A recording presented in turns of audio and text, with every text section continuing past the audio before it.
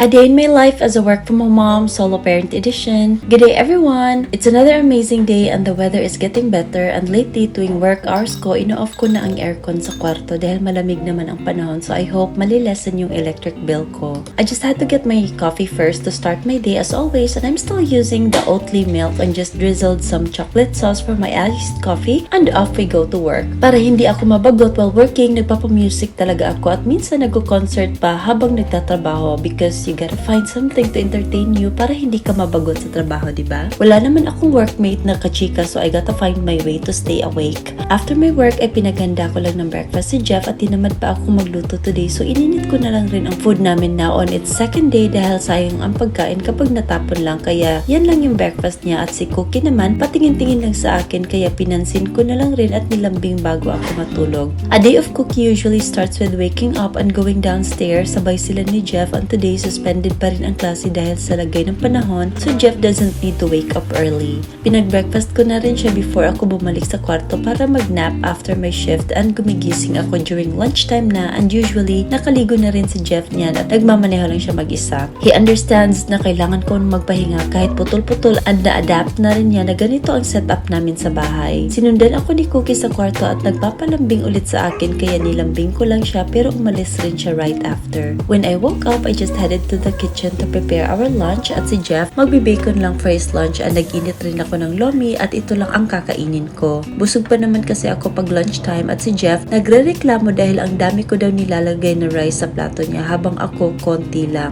Mas kinakain ko kasi ang lomi kaysa sa rice at hindi pa siya nasatisfy at ang dami pang sinasabi sa akin.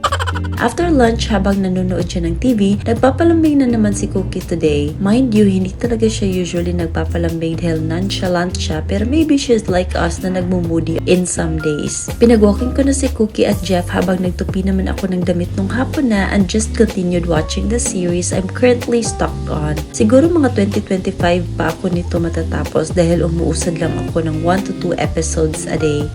Maya-maya ay dumating na rin sina Jeff at Cookie matapos ang kanilang walking routine at naikwento pa ni Jeff na pumasok daw si Cookie sa ibang bahay at nagpapansin rin sa kapitbahay.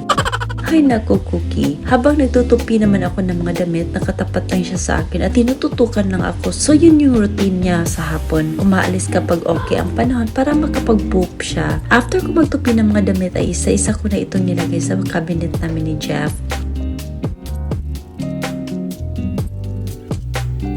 Pumunta na rin ako sa kusina para magluto ng dinner namin and today I decided to cook fried chicken at ramen dahil sa panahon, masarap ang magsabaw. I just seasoned the chicken at hinayaan lang siya mag-marinate for a few minutes dahil kinulang tayo sa oras at naglagay na rin ng flour at cornstarch then mixed it well. Sa separate plate naman, gumawa ako ng breading mixture at kinote ko na dyan ang mga manok isa-isa.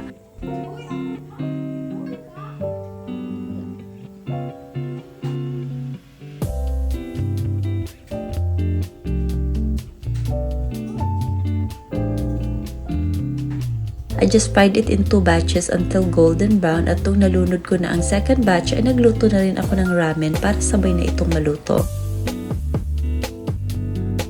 I'm using this cheese ramen and just cook it based on packaging instructions.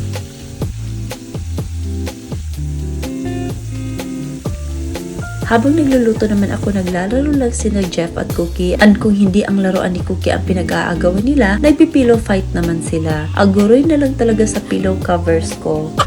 Minsan nagre-wrestling rin yan silang dalawa. Ang dami ko talagang anak nito sa bahay. Naluto na rin ang chicken and ramen so I just plated our dinner today and yung gravy naman ay ready-made gravy lang yan na nabili ko sa grocery na nilalagyan lang ng mainit na tubig and it's ready.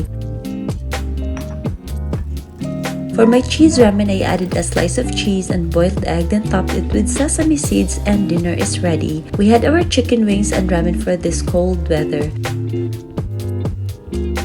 Nakakatuwa si Cookie dahil nakatingin lang talaga sa amin habang kumakain pero hindi makontento at lumapit na talaga sa akin at nagpapalambing.